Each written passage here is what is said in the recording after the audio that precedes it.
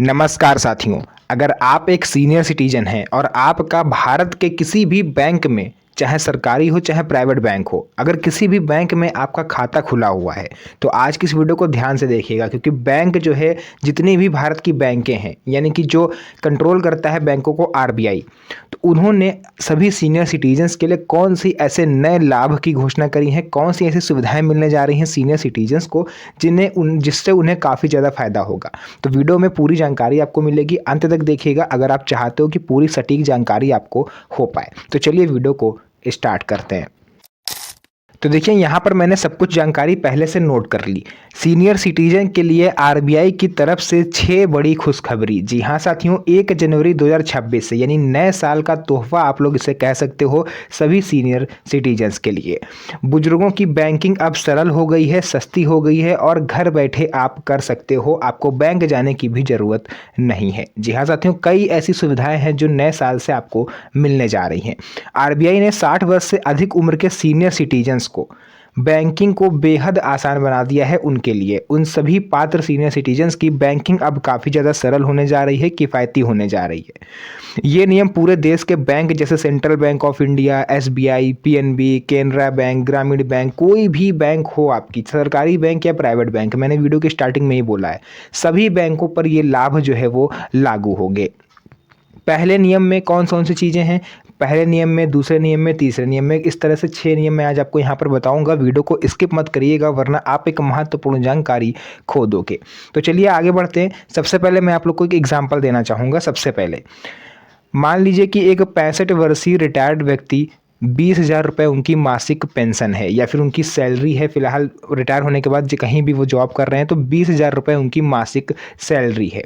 ठीक है, उस पर जो है उन्हें न्यूनतम बैलेंस ना रखने पर, अभी तक क्या होता था कि न्यूनतम बैलेंस अगर आप नहीं रखते हो तो 300 से 350 रुपये बैंक आपके काट लेता था प्रति माह, है ना। मिनिमम बैलेंस अगर आप मेंटेन नहीं करते थे, जिस वजह से आपको एक साल में लगभग 3,500 से 4,000 के आसपास नुकसान होता था।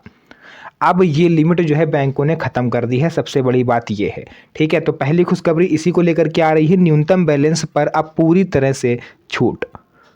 शहरी क्षेत्रों में 3,000 और ग्रामीण या अर्ध शहरी क्षेत्रों में 1,500 रुपये न्यूनतम लिमिट होती थी। अब राज्य के हिसाब से अलग अलग हो सकती है। कुछ बैंकें 5,000 रुपये लिमिट रखती हैं, कुछ बैंकें 1,500, कुछ बैंकें 1,000 और कुछ बैंकें ऐसी होती हैं जो लिमिट ही नहीं रखती, यानी कि शून्य बैलेंस पर खाता आपका एक्टिव रहता है। जिसकी कमी पर मैं आपको बता दूं, अगर आप न्यूनतम बैलेंस अभी तक मेंटेन नहीं करते थे तो मिनिमम 100 रुपये से लेकर के मैक्सिमम 600 रुपये तक आपका मासिक कटता था। लेकिन अब सीनियर सिटीजन को इससे पूरी तरह से छूट मिलने जा रही है नए साल से।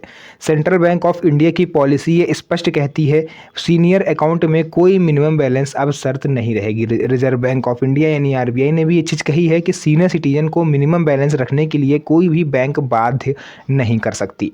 तो सबसे बड़ी खुशखबरी तो ये है। अगर इसको हम लोग एग्जाम्पल के थ्रू समझें तो मैंने यहाँ पर सब कुछ नोट करा हुआ है।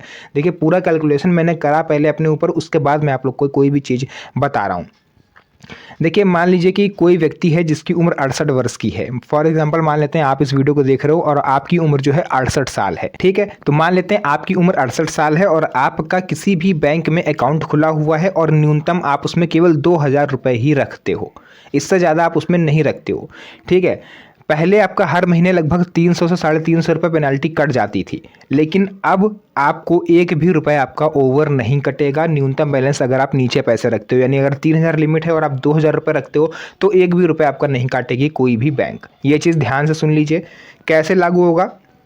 अकाउंट सिंगल या फिर करीबी रिश्तेदार के साथ हो, लेकिन सीनियर मुख्य होल्डर हो। मान लीजिए आपका नॉमिनी है, आपके नॉमिनी में कोई बेटा है, या मान लेते हैं कि आपके बेटे का अकाउंट है जिसकी उम्र अभी 60 साल नहीं हुई है, 30 साल का है या 40 साल का है, और उसने आपको नॉमिनी बना रखा है, यानी उसमें हेड आप हो गए हो। तो इस केस में उस व्यक्ति की भी जो न्यूनतम लिमिट है उसमें भी छूट मिलेगी, क्योंकि उससे आप अटैच हो गए हो, सीनियर सिटीजन उससे अटैच हो गया है। तो ये चीज़ हो जाती है। दूसरी खुशखबरी आती है एफडी पर 0.50% अतिरिक्त ब्याज। ये सबसे बड़ी खुशखबरी है सीनियर सिटीजन्स के लिए, क्योंकि इसमें उन्हें सीधे तौर पर आर्थिक फ़ायदा पहुंच सकता है। रेजिडेंट इंडियन सीनियर सिटीजन को सामान्य एफडी से 0.50% ज़्यादा ब्याज मिलेगा। बैंक अपनी नीति से 0.50 से अधिक भी दे सकते हैं अगर वो चाहें, तो कुछ बैंक ऐसे हैं जो 0.75% तक दे रहे हैं, बट न्यूनतम 0.50% तक अब सीनियर सिटीजन्स को ब्याज मिलेगा। उदाहरण से मैं आपको बताता हूँ, मान लीजिए कि 10 लाख की 5 साल की आपने एफडी करवाई, आपके पास 10 लाख रुपए हैं, आपने 5 साल की एफडी करवा दी। उस पर जो सामान्य ब्याज है वो 7% मिलता है। मान लीजिए कोई 40 साल का व्यक्ति है, उसको नॉर्मल को 7% ब्याज मिलता है, तो उस हिसाब से 10 लाख की 5 साल में उसको लगभग 3.5 लाख रुपए एक्स्ट्रा मिलेंगे। यानी कि अगर 10 लाख का 7% हम लोग निकालें, 7% के हिसाब से ब्याज मिलता है आम नागरिकों को, तो उनको 3.5 लाख रुपए एक्स्ट्रा मिलेंगे। जबकि वही एफडी अगर सेम 10 लाख रुपए की एफडी 5 साल के लिए कोई बुजुर्ग यानी कि 60 साल से ऊपर का व्यक्ति यानी कि सीनियर सिटीजन अगर करवाता है, तो उनको भैया मिलेगा 7.50%, यानी मैंने बोला 0.50% एक्स्ट्रा ब्याज, तो उस हिसाब से आपको 7.5% तक ब्याज मिलेगा, जिससे आपको 3,75,000 रुपये मिलेंगे। यानी ये 25,000 रुपये आपको एक्स्ट्रा मिलेंगे और इसका प्रॉफिट आपको होगा। तो ये आपकी अतिरिक्त कमाई होगी। इसके अलावा आप चाहो तो सीनियर सिटीजन सेविंग स्कीम अलग होती है, उसमें भी आप निवेश करके उसमें भी आपको जो गवर्नमेंट है वो एक्स्ट्रा जो है इंटरेस्ट आपको देती है।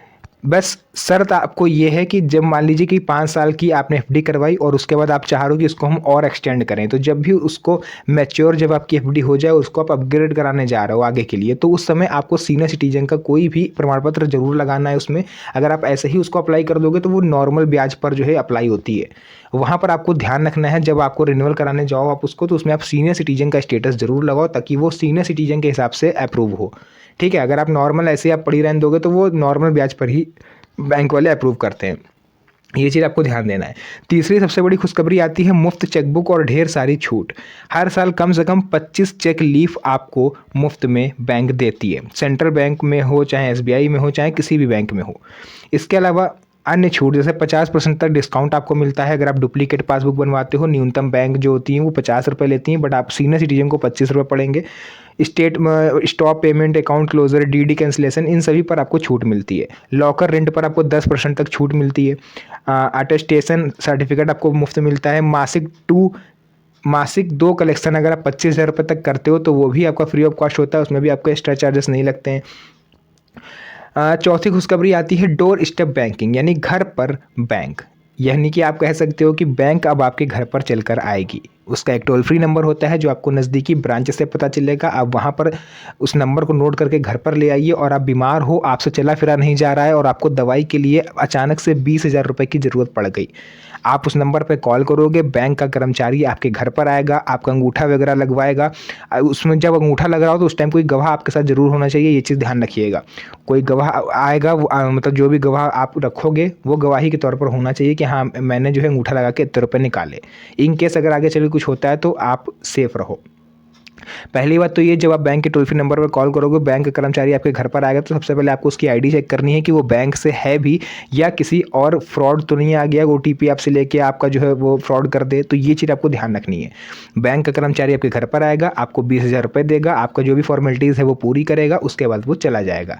इस तरह से आप कह सकते हो कि बैंक आपके घर पर आएगा। अगर आपकी केवाईसी अपडेट नहीं है तो आप उसे कॉल करके किसी कर्मचारी को बुला करके केवाईसी घर पर अपडेट करा सकते हो। अगर आपका लाइफ सर्टिफिकेट नहीं बना है तो आप घर पर बुला करके लाइफ सर्टिफिकेट बनवा भी सकते हो, और वो वहीं से आपके सामने उसको जमा भी कर देगा। तो मतलब सीनियर सिटीजन को ये फ़ायदा मिलने जा रहा है नए साल से कि आप घर बैठे भी बैंकिंग कर सकते हो, आपको कहीं बाहर जाने की ज़रूरत नहीं है, ना ही बैंकों में जाके लंबी लंबी लाइन लगने की ज़रूरत है। तो ये सुविधाएं हैं जो बैंक जो है आपको देने जा रहा है। इसके अलावा देखिए 5वीं खुशखबरी आ जाती है एटीएम ब्रांच में प्रायोरिटी। 3 मुफ्त ट्रांजैक्शन आपको मिल जाते हैं 40,000 तक के। इसके अलावा प्लेटिनम अगर आपका कार्ड है तो आपको 5 मुफ्त ट्रांजैक्शन मिल जाते हैं। इसके अलावा देखिए इसमें और ज़्यादा विशेष नहीं होता, जैसे आम लोगों को 3 ट्रांजैक्शन पर छूट होती है तो सीनियर सिटीजन को 5 ट्रांजैक्शन तक छूट मिल सकती है। तो बैंक इतना सीनियर सिटीजन्स के लिए करता है। इसके अलावा 6ठी खुशखबरी आती है 1 जनवरी 2026 से नामांकन अनिवार्य। अकाउंट खोलते समय लाभ आपको समझाए जाएंगे। मृत्यु पर फंड तुरंत नामांकित होगा। इसके अलावा डिजिटल लाइफ सर्टिफिकेट किसी भी ब्रांच में अगर आप जाते हो तो पेंशन पोर्टल पर अपलोड करने का तरीका आपको वहीं पर वो समझाएंगे कि कैसे आप घर बैठे कर सकते हो। आप नहीं कर सकते हो तो वो आपको एक हेल्पलाइन नंबर देंगे, उस पर आप, मैंने अभी आपको प्रोसेस बताया ना, आप घर पर बुला के करवा सकते हो। तो ये सब चीज़ें आपको बैंक खाता खुलवाते समय ही समझा दी जाएंगी।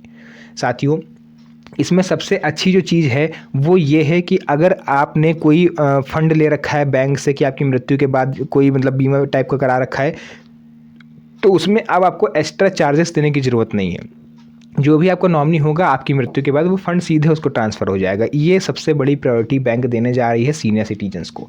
तो और भी ऐसे कई सारे लाभ हैं जो बैंक जो है ऐसे सीनियर सिटीजन्स को देने जा रही है। बहुत सी चीज़ें हैं जो मैं आपको फिर कभी किसी और वीडियो में बताऊँगा। फिलहाल जितनी जानकारी मेरे पास आई थी मैंने उस जानकारी को आप तक पहुँचाया। अब ये आपका कर्तव्य है कि आप इस जानकारी को अपने तक ना रखें, इस वीडियो को अपने यार दोस्तों रिश्तेदारों तक भी शेयर करें ताकि उन्हें भी इन सब चीज़ों के बारे में पता चले। तो फिलहाल के लिए आज की इस वीडियो को यहीं तक रखेंगे। मिलते हैं आप सभी से नेक्स्ट वीडियो में एक और अच्छी इंटरेस्टिंग मज़ेदार वीडियो के साथ। तब तक के लिए धन्यवाद। जय हिंद।